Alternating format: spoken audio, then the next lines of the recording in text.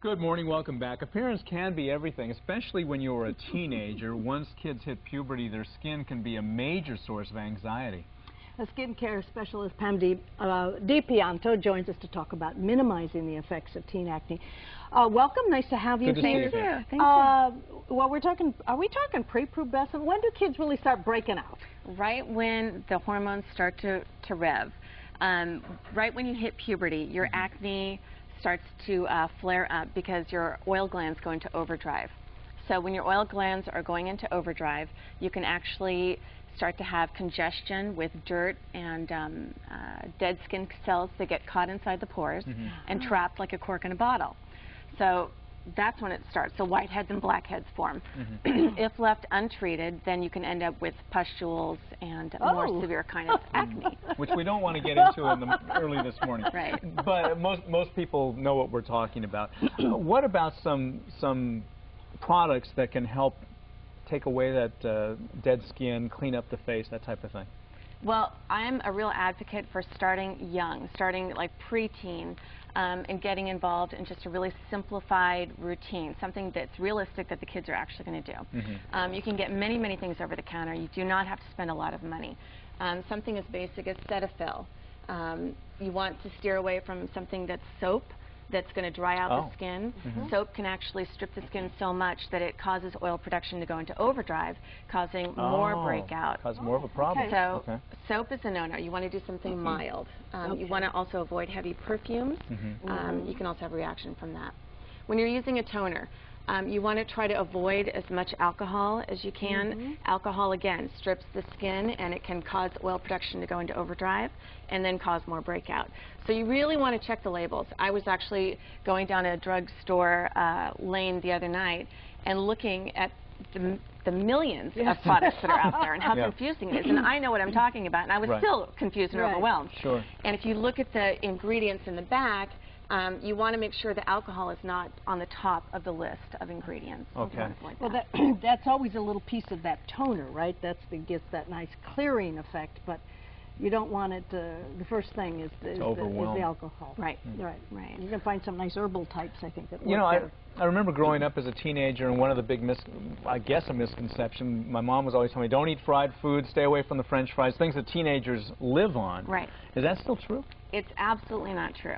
That's one of the biggest So I missed all those fries back then. I know, but I bet you're really healthy otherwise, right? Right. Chocolate, fried foods, all of those things, it's been proven that it has absolutely nothing to do with acne. Interesting. That's one of the great myths.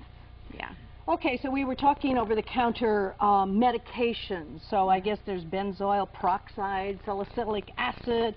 All of these can clog the pores, or do you need to go to the doc and have them give you those medications, those prescription drugs? You can get over-the-counter. I would start with that. I like to go slowly. I wouldn't necessarily, start with the harshest thing first. If you're going to do something over-the-counter, there's things like benzoyl peroxide.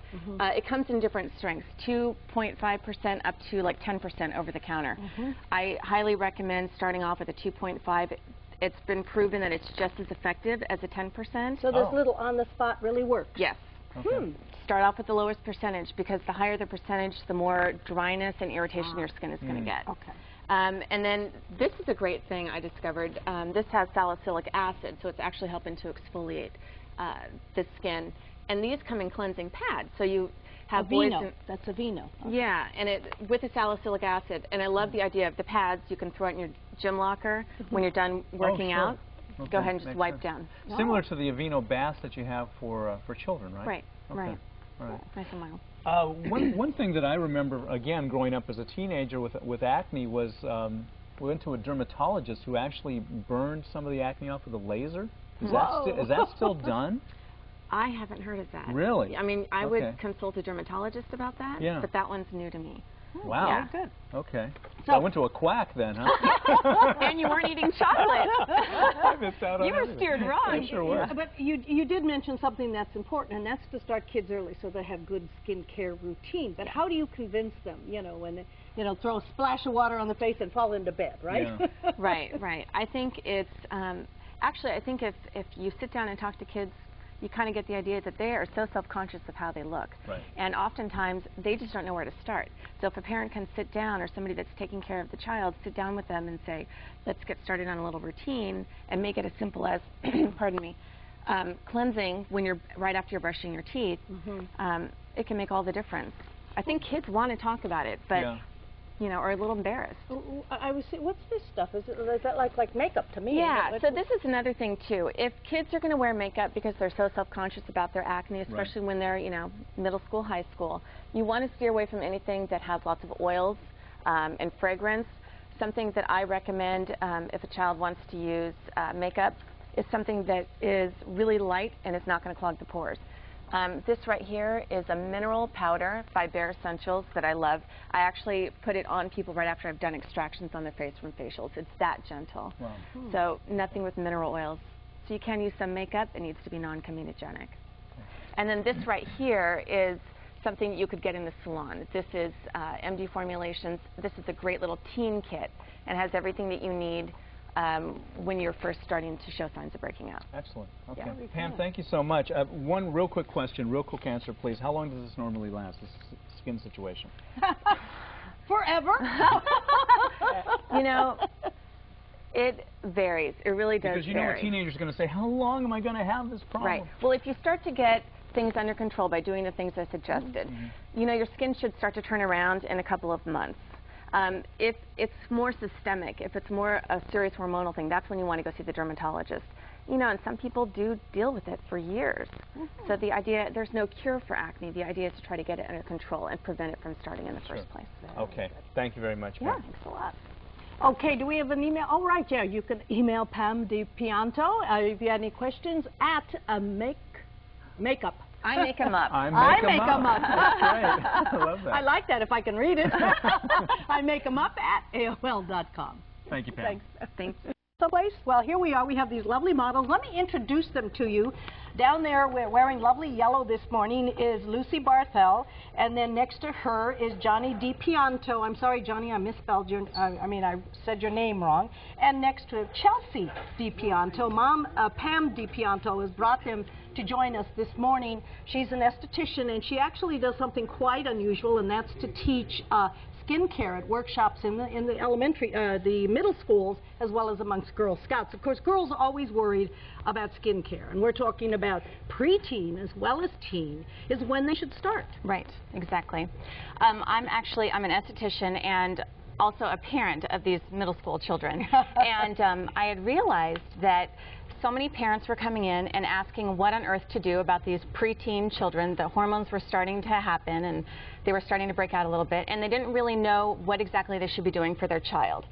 There's so much emphasis put on what we as adults are supposed to do with our skin, but really not a whole lot of emphasis or education on what children, especially preteens, should be doing with their skin. Absolutely. Now, they're all standing there very nicely with their little cloths ready to what? Wash your faces? Is this key number one thing to do? It is. So tell us about that, Pam. Okay. Well, first, I always say with preteens, you want to make it a lot of fun. You want to make it a routine that is when they brush their teeth in the morning, they should know automatically to wash their face. Is it just good old soap and water? No, you don't want to use soap. Soap is too harsh on the skin, and actually it can strip your skin so much that it'll actually produce more oil and cause more breakout. Okay. So you want to use something really gentle. I love the MD Formulations cleanser. It's just a nice basic cleanser. You know, now looking at all these kids, they all have really clear and lovely skin, but do they, are they actually the same skin types, and do they have the same issues or different issues? You know, it really varies from person to person. Usually in a preteen stage, there's not a whole lot of major acne problems going on. So you want to start with something really basic. Okay. So when you get a little bit older, you'll start to get some kids that have oily skin. So what are they doing here? Okay, with this, you just want to rub the cleanser all over your face. So they take a wet cloth and they, well, first they put the cleanser on the face. Right. And then they just rub with the wet cloth very gently, I'm told. You don't want to scrub. Exactly. Right? Exactly. I'm told even as an older woman that one shouldn't scrub real hard on the face because it really is actually not good for it. Right, right. Okay. You want to do this just gently. You want to just get off all of the dirt from the day, all of the sweat. Then you take your washcloth and you just want to wipe your face off. Okay, models? Okay. Gently, gently. And then in the bathroom, when you're in the bathroom, then you want to just splash your face with some water. Cool, okay? Hot, or cold? You want to do warm. Warm. Warm okay. water. Not too hot, not too cold. Yeah, because okay? what did I understand that hot sometimes will break the capillaries and things like that? It yeah, can, right? It can. And you can also, you know, burn yourself if it's just too hot. And okay. the cold will be too shocking, so. All right. Okay. Second most important thing is after you're done with the cleanser is you always want to use a sunscreen every single morning. So this is basically all preteens have to do. It's the same thing for teens? Yes. Because teens might be wearing makeup. Right. So the teens, you want to just get a little more in depth. With the teens, you're going to use probably a toner to help with the rest of, you know, getting the makeup off and whatnot. Okay. But you always want to have the basics of a cleanser, and you want to have a sunscreen. Right. Okay. Oh, absolutely, absolutely. And the sunscreen, which a lot of people don't know, is actually before the age of 18, you do 80% of all sun damage to your skin.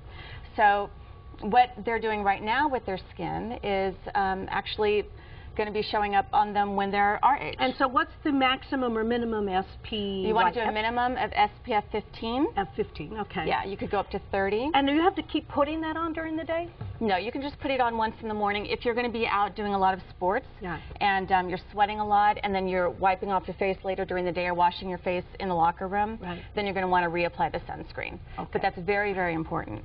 Okay. Okay, so you've got some products here for us. Now, I do. So people have to run out and buy their kids these expensive formulations in order to do a good job for their kids. No, and in fact, this is one of the points I really wanted to stress was that you can go to the drugstore, you can go and just buy something really inexpensive.